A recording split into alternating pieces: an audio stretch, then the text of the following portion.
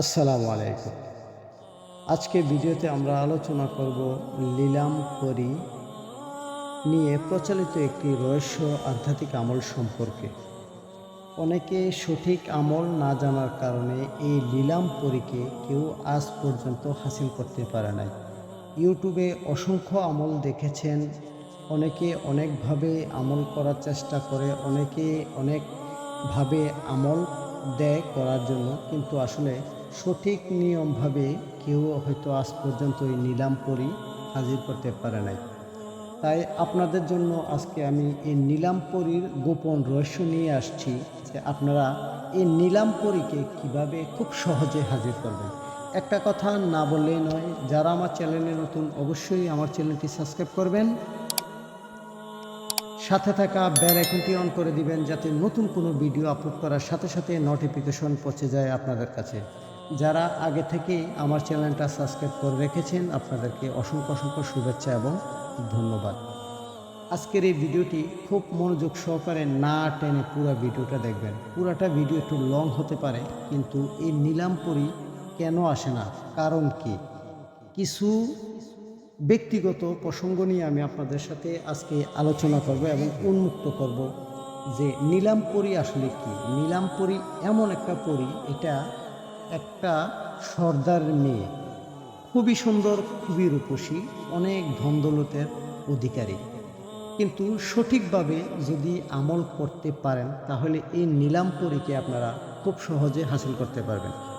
এই আমলটি খুবই সহজ, মাত্র 3 অক্ষর মন্ত্র পড়ে আপনি নীলাম পরীকে হাজির করতে পারবেন। তার জন্য নীলাম পরীকে হাজির করার জন্য আপনাকে কিছু শর্ত মানতে হবে, যে শর্তগুলা অনেকে ইউটিউবার বা অনেক কবিরাজে এই জিনিসগুলা বলে না। তাই আপনাদের সামনে আজকে আমি একদম উন্মুক্ত করে দিব যে কিভাবে তাকে ডাকলে আপনার পাওয়ার পসিবিলিটি একটু বেশি থাকে।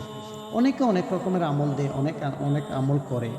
কাউকে আমি বলি না যে অমুকের আমল ভালো, অমুকের আমল খারাপ, আমি এই বিষয়ে বলি না। আমি আমার কাছে আমার আমল অথেন্টিক মনে হয়েছে, তাই আপনাদের কাছে শেয়ার করেছি। এখন এই আমল প্রথম স্টার্টিংয়ে যখন আপনি শুরু করবেন তখন কি করতে হবে, তখন এই আমলটি করার জন্য নিরাল একটা নিস্তব্ধ জায়গা, পরিবেশ আপনাকে দেখতে হবে। এটা হবে মাত্র 2টা জায়গাতে, মহিলাদের জন্য ব্যতিক্রম আর পুরুষদের জন্য হচ্ছে ব্যতিক্রম। আমিও প্রথমে পুরুষদের জন্য বলছি যে কোনো পরী যদি এই নীলাম পরীকে যদি হাসিল করতে চায় তাহলে হয়তো সে কোনো নদীর ধারে, জঙ্গলে, অথবা কোনো ফুলবাগান, এরকম আশেপাশে জায়গা যদি হয় তাহলে সে খুব সহজে নীলাম পরীকে হাসিল করতে পারবে। এই আমলটা বাসার মধ্যেও করা যাবে, কিন্তু বাসার মধ্যে যতটুকু ফলাফল পাবেন, বাহিরে খোলা আকাশের নিচে যদি আপনি করেন তাহলে এর ফলাফল আপনি অসংখ্য বেশি পাবেন। এটা হচ্ছে প্রথম একটা কারণ। আর এই নীলাম পরী হাসিল করতে হলে আপনাকে মঙ্গলবার রাত 12টার মধ্যে আমল শেষ করতে হবে। মনে রাখবেন, মঙ্গলবারে রাত 12টার আগে আপনি আমল শেষ করতে হবে, আর শনিবার 12টার আগে আপনাকে আমল শেষ করতে হবে।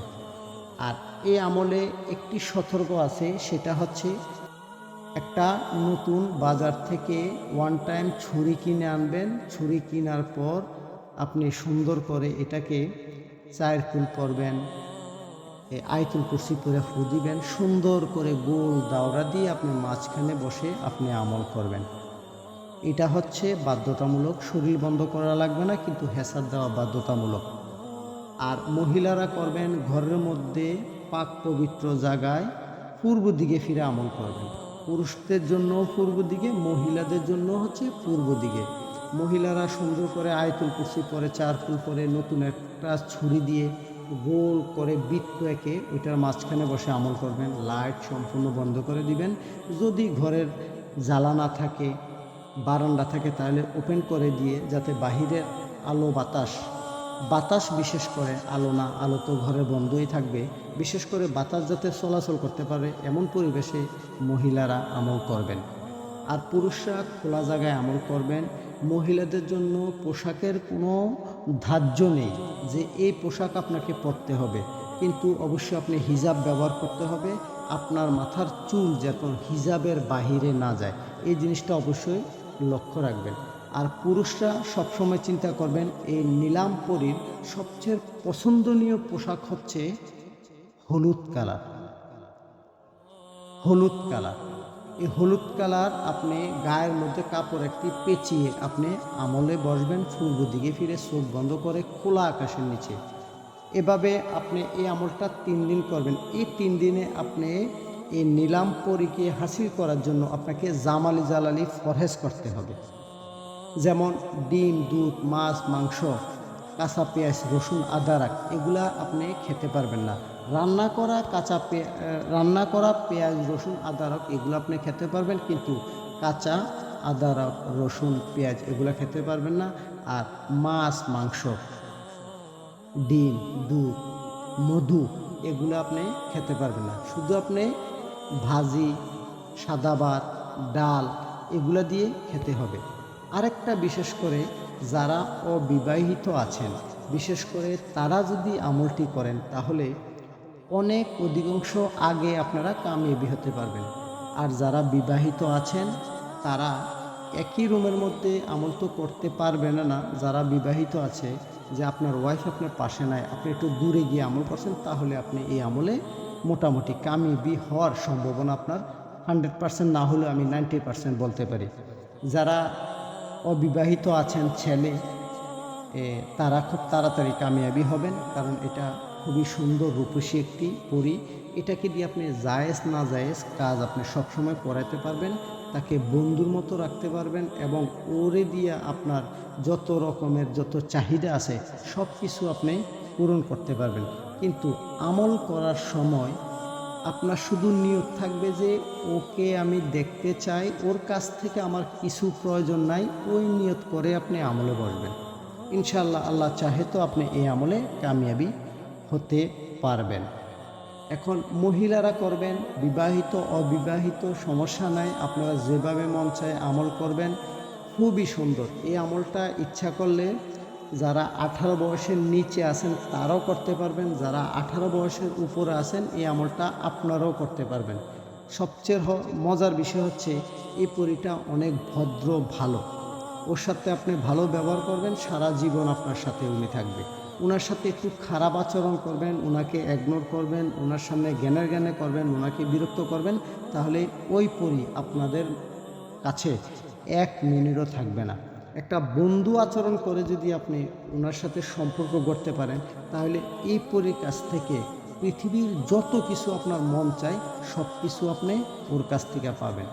এখন ওর কাছ থেকে পাওয়ার পর আপনি সুন্দর করে, ওনাকে কোনো কসম দেওয়া লাগবে না, শরীর বন্ধ করা লাগবে না, শুধু গোল হেসার দিয়ে আপনি আমল করবেন। উনি আসলে আপনি বলবেন যে তুমি কসম খাও সুলেমান আলাইহিস সালামের, যে আমি তোমাকে যেখানে পাঠাবো তুমি সেখানে যাবে, আমি তোমাকে যেই কাজ দিব তুমি আমার সেই কাজ করে দিবে, এর ব্যতীত আমার বাসার আশেপাশে তুমি আসবে না। আমি যখন তোমাকে ডাকবো তখনই তুমি আমার কাছে আসবে, আমি তোমাকে ডাকলে আমার কাজগুলা করে দিবে। প্রথম দিন সে আসলে ওনার একটু প্রশংসা করবেন, প্রশংসা করে ওনাকে ছেড়ে দিবেন। ছেড়ে দেওয়ার জন্য সময় বলবেন যে পরবর্তীতে আমি তোমাকে কিভাবে ডাকবো তার নিশানা আমাকে একটু বলে দাও। সে আপনাকে নিশানা দিবে, হয়তো তার নাম বলবে বা মন্ত্র বলবে। বলার সাথে সাথে আপনি এগুলো নোট করে নেবেন, মুখস্থ করে নেবেন। উনি আপনার কাছ থেকে কিছু চাইতে পারে, কি চাইতে পারে সেটা আমি বলতে পারি না, কিন্তু কিছু প্রশ্ন আপনাকে সে করতে পারে। প্রশ্নের উত্তরগুলা আপনি আপনার মতো করে সঠিকভাবে দিবেন। আর আমলে বসছেন, এখন ভালো সুগন্ধি ব্যবহার করবেন, আগরবাতি ব্যবহার করবেন, হ্যাঁ, পাঞ্জাবি ব্যবহার করে উপরে হলুদ কাপড় পরতেন পারেন, জায়নামাজ বিছাবেন, একটা হাতে তসবিহ নেবেন, মন্ত্র পড়বেন। কি এখন মন্ত্র হচ্ছে মেন, মন্ত্রটা হচ্ছে পাঠ করবেন, আমার স্ক্রিনে দেখেন দিয়ে দিয়েছি। মন্ত্র পাঠ করবেন 311 বার। মন্ত্র হচ্ছে ওম হাজির ওম, ওম হাজির ওম, এ হচ্ছে মন্ত্র। এভাবে আপনারা একটা আমলটা 3 দিন করবেন। মঙ্গলবার বুধবার বৃহস্পতিবার অথবা শনিবার রবিবার সোমবার। আশা করি আমলটা সম্পূর্ণ বুঝছেন। তারপরও যদি আমল বুঝতে কোনো সমস্যা হয় তাহলে ডেসক্রিপশানে এবং কি কমেন্ট সেকশনে প্রথমে আমার হোয়াটসঅ্যাপ অথবা ইমো নাম্বার দেওয়া থাকবে, চাইলে আমার সাথে একটু যোগাযোগ করতে পারেন। যদি পারি আমি আপনাদেরকে সহযোগিতা করার চেষ্টা করব।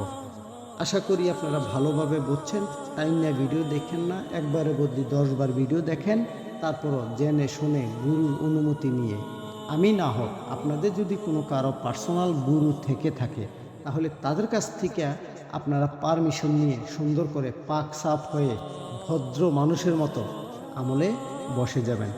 তাৎক্ষণিক আপনারা ভালো থাকুন। ইনশাল্লাহ আপনাদের জন্য আমি আরও খুব ভালো ভালো সহজ আমল নিয়ে আসবো। আসসালামু আলাইকুম ওয়া রাহমাতুল্লাহি ওয়া বারাকাতুহু।